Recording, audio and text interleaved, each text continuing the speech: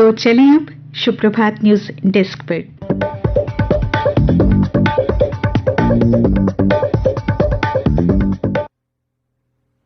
धन्यवाद। समाचार पत्रों की सुर्खियों के साथ मैं हूं Vijay Goswami. Delhi no money for terror सम्मेलन में प्रधानमंत्री नरेंद्र मोदी ने आतंकवाद समर्थक देशों को दंडित करने की जरूरत पर जोर दिया है। उन्होंने आतंकियों को बचाने के लिए पाकिस्तान व चीन को आड़े हाथों लिया।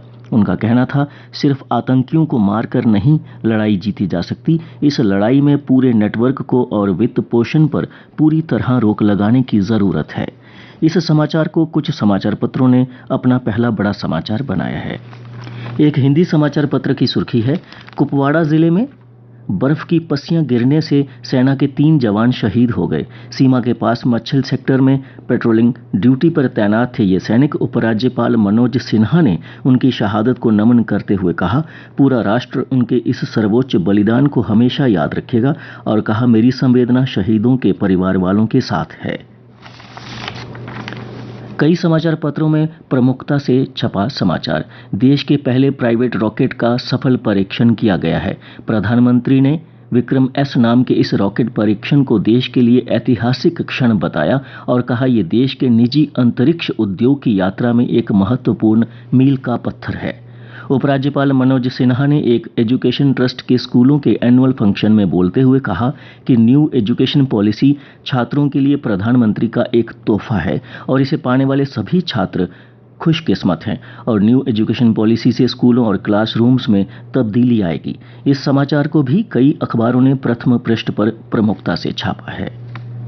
जम्मू कश्मीर सरकार ने प्रदेश के सरकारी स्कूलों में तैनात शिक्षकों के प्राइवेट ट्यूशन सेंटर में पढ़ाने पर प्रतिबंध लगा दिया है।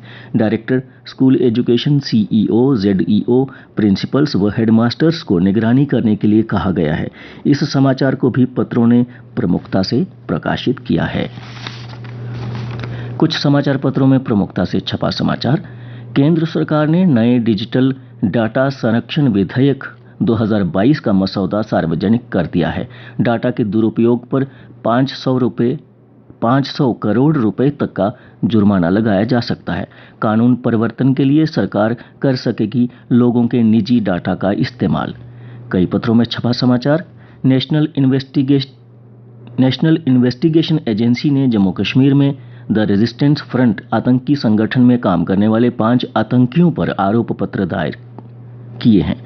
पाकिस्तान से हथियार मंगाकर ये ओवरग्राउंड वर्कर्स आतंकियों तक पहुंचाते थे। All India bank employees association के बैनर तले आज बैंक कर्मचारी कामकाज ठप रखेंगे। इसमें पब्लिक सेक्टर बैंक के अलावा कई प्राइवेट बैंक के कर्मचारी भी शामिल होंगे। जम्मू एग्रीकल्चर यूनिवर्सिटी के किसान मेले को लेकर छपा समाचार, यूनिवर्सिटी के वाइस चांसलर ने कहा है कि खेती में विविधीकरण से होगा किसानों की आमदनी में इजाफा। किसानों को पैकेजिंग, ब्रांडिंग और मार्केटिंग पर दिया जाएगा प्रशिक्षण। और अब कुछ अन्य समाचारों की जानकारी आप तक पहुंचाएंगी मेरी सहयोगी फरहीन। धन्यवाद। संसद की शीतकालीन सेशन 7 दिसंबर से 29 दिसंबर तक चलेगी। सेशन के 23 दिनों में 17 बैठकें होगी। दिल्ली हाई कोर्ट के एक आदेश के मुताबिक जैश ए मोहम्मद के आतंकी अब्दुल रशीद बाबा को दिल्ली की तिहाड़ जेल से श्रीनगर की सेंट्रल जेल में ट्रांसफर करने की याचिका खारिज कर दी है। Chief secretary doctor Arun Kumar Mehta ने कहा है कि G20 सम्मेलन में हिस्सा लेने वाले प्रतिनिधियों का स्वागत करने के लिए जम्मू कश्मीर तैयार है। प्रदूषण से निपटने के लिए राज्यों को योजना लागू करने का निर्देश। राष्ट्रीय मानवाधिकार आयोग ने दिल्ली एनसीआर के राज्यों से की तीसरी बैठक। और अब खेल के पन्नों पर एक नजर। फीफा विश्व कप शुरू होने से पहले खिताब की प्रबल दावेदार टीमों पर चोटों की मार पड़ रही है।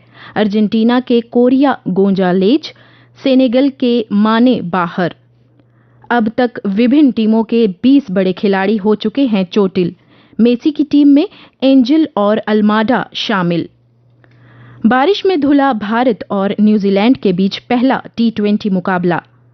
लगातार हुई बारिश की वजह से मैदान खेलने लायक नहीं था, जिस वजह से मैच रद्द करना पड़ा।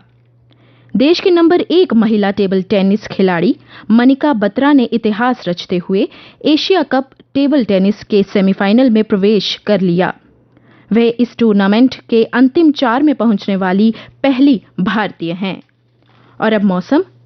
समाचार पत्रों के अनुसार आज आमतौर पर आकाश पर बादल छाए रहने की संभावना है। कल दिन का अधिकतम तापमान 23.3 डिग्री सेल्सियस और रात का न्यूनतम तापमान 10 डिग्री सेल्सियस रिकॉर्ड किया गया। आज सूर्यास्त 5:30 पर और कल यानी रविवार को सूर्योदय 7:06 पर होगा।